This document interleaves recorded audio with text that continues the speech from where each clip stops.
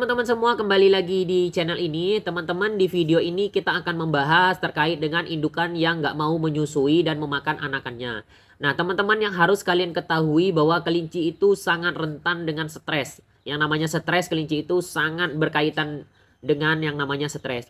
Nah, untuk itu teman-teman, kita sebagai owner dari kelinci, kita yang merawat kelinci, kita harus paham betul kelinci ini keadaannya seperti apa. Apakah keadaannya baik atau keadaannya tidak baik. Apakah kelinci ini stres atau tidak. Kemudian juga untuk terkait dengan pertanyaan teman-teman, kelinci ini dia nggak mau menyusui dan kadang makan anakannya juga. Nah, itu apa sebabnya? Itu kalau bisa aku bantu jawab, ya itu namanya indukannya stres. Nah, stres ini yang harus kita cari tahu penyebabnya.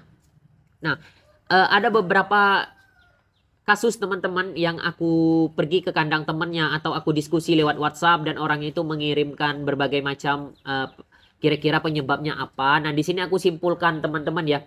Jadi kalau penyebab kelinci stres itu bisa jadi, ini kalian bisa catat dan kalian ingat-ingat dan kalian evaluasi di kandang kalian.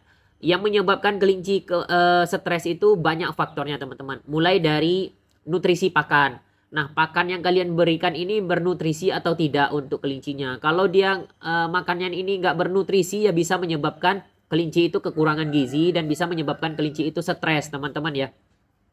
Terlebih ada juga yang nggak ngasih minum kelincinya, karena tuh menurutku salah besar ya teman-teman. Karena makhluk hidup semuanya itu butuh minum. Nanti pasti ada perdebatan, aku selama ini ngasih makan kelinciku rumput nggak dikasih minum. Nah, ya nggak apa-apa karena memang rumput segar itu memang banyak mengandung airnya, kadar airnya cukup tinggi. Jadi kelinci pun juga bisa mendapatkan kadar air di dalam rumputnya itu. Tapi kalau kalian yang ngasih makan rumputnya itu kering, itu kan kadar airnya sedikit ya. Nah, jadi kelincinya itu juga nanti akan menyebabkan gangguan dalam pencernaan, ginjalnya dan lain-lainnya. Itu akan menyebabkan stres. Kemudian selain dari nutrisi pakan, teman-teman ya. Kemudian kita bisa melihatnya itu sebenarnya ada dua faktor. Faktor dari dalam atau faktor dari luar. Nah, kalau dari dalam salah satu contohnya tadi ya nutrisi pakannya tadi, vitamin dan lain-lainnya yang kalian berikan. Kemudian kalau dari luar teman-teman, kalian bisa menganalisa kelinci ini sebabnya stres kenapa. Apakah karena suhu yang terlalu panas, atau yang terlalu dingin, atau yang terlalu lembab, atau yang berangin kencang. Kemudian yang keduanya itu faktor dari predator. Predator ini seperti ada tikus di sana, ada contoh anjing ataupun ada kucing dan lain-lainnya atau ular. Nah, itu predator. Kemudian yang ketiga teman-teman bisa sebabkan oleh kebisingan. Nah, kebisingannya ini misalnya kalian lokasi kandangnya ini di dekat perlintasan, misalnya di dekat jalan-jalan. Nah, jadi kalau kalian buat kandang kalian di dekat seperti itu, nah biasanya kebisingan ini yang bisa juga menyebabkan kelinci itu stres. Atau kelinci itu bisa stres juga teman-teman karena sering kalian pegang-pegang. Nah, kondisi kelinci ini dia sedang hamil ataupun dia sedang dalam tahap prosesnya tidak baik lagi gitu, tapi kalian sering pegang, kalian sering ini, nah itu tuh kan menyebabkan kelinci itu bisa menyebabkan kelinci itu stres lah, seperti itu teman-teman ya. Karena nggak setiap saat kelinci ini nih bisa diajak main. Kalau kalian mungkin dari kecil kelinci ini memang sudah terbiasa untuk diajak bermain, nah mungkin dia nggak stres teman-teman ya. Tapi kalau dia dalam kondisi hamil, itu kalian ajak main, sering keluarin ke kandang, dia dimain-mainin sama anak-anak, dibocah-bocah itu kadang dikasih makan, kadang diangkat, kadang ditaruh, kadang dikasih makan sembarangan. Nah, itu bisa menyebabkan kelinci itu stres. Nah, jadi seperti itu teman-teman. Kita harus mencari tahu dulu penyebabnya kelinci ini apa. Nah, setelah itu baru kita tahu apa yang harus kita lakukan. Apakah kita membenahi kandangnya yang terlalu panas, kemudian kita pindahkan ke tempat yang sejuk, kemudian ataukah dari makannya nutrisi yang dia serap di dalam tubuhnya ini yang kurang sehingga kita kasih makanan yang bernutrisi. Kemudian ya rajin-rajin lah teman-teman, kalau kita ngasih makan kelinci itu dielus, kita perhatikan kelincinya ini pertumbuhannya seperti apa. Harusnya kan pertumbuhan kelinci itu semakin lama ya bulunya semakin bagus lah, nggak rontok-rontok. Kalau rontok-rontok biasanya itu pasti panas, suhu panas dia akan merontokkan bulunya atau dia dalam kondisi molting. Kemudian badannya ini berisi ya teman-teman ya, nggak kurus, nggak apa. Nah itu nanti kan biasanya kan nutrisinya kurang. Nah itu yang hal-hal seperti itu kita sebagai owner dari pemilik kelincinya ini yang mengetahui itu. Karena hewan kesayangan kita, hewan yang kita rawat. Jadi kita harus mengetahui tentang hal itu.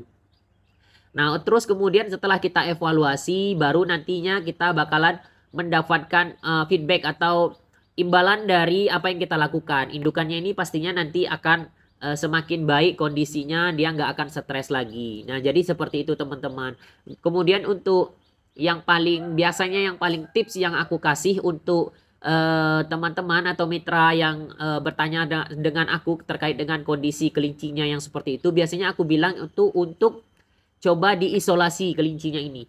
Diisolasi ini teman-teman dipindahkan atau mungkin kan, atau ketika dia hamil coba ditutup dengan tirai atau ditutup dengan apa yang memungkinkan dia ini nggak terlalu melihat luar. Kemudian ya pastinya kalau berisik ya pindahkan di tempat yang nggak berisik ya teman-teman ya. Tapi kalau yang panas tadi coba ditaruh di tempat yang dingin, kemudian diisolasi sehingga kelinci ini merasa aman nyaman ketika dia nanti mau melahirkan. Dan jangan lupa juga kalian ketika dia mau melahirkan itu kalian masukkan kotak atau nestbox dia mau melahirkan.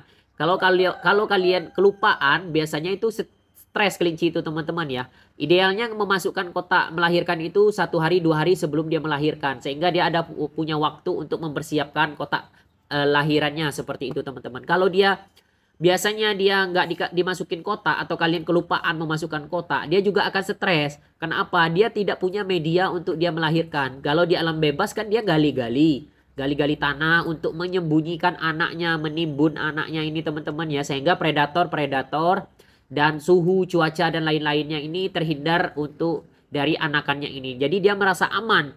Tapi kalau kalian lupa memasukkan kotaknya, kemudian situasi kandang kalian panas, kemudian situasi kandang kalian berisik, dia dengerin predator ya dia nggak aman. Makanya dia akan nggak mau menyusui anaknya dan dia mau makan anaknya. Karena coba kalian baca di jurnal itu penyebabnya itu apa namanya, aku lupa namanya itu. Pastinya hewan itu kalau dia melihat bahwasanya anakannya ini tidak memungkinkan untuk hidup, dia akan makan. Sama marmut pun juga seperti itu kalau nggak salah. Terus ada beberapa hewan yang lainnya yang kadang dia itu membunuh anaknya. Seperti itu teman-teman. Karena dia melihat nggak ada potensi untuk anaknya hidup.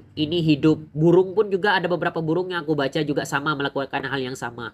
Nah jadi seperti itu. Kalau kelinci kalian lagi hamil, jadinya ya kalian harus rawat dengan baik. Yang mengerti kondisi kandang itu kalian. Mungkin kalian tutupin dengan tirai ketika siang hari, nanti malam hari baru dibuka karena kan suasananya gelap atau apa seperti itu. Kemudian nutrisi pakannya jangan sampai lupa. Nah, kalau kalian sudah mengevaluasi kandang kalian seperti itu, aku yakin kelincinya nanti akan berubah sifatnya, nanti pasti akan lebih menyayangi anakannya.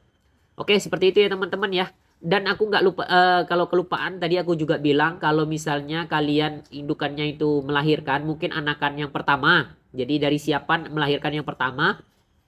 Nah kalian sebenarnya sebelum dia melahirkan itu kalian harus mempersiapkan bahwa indukannya ini nanti harus banyak susunya.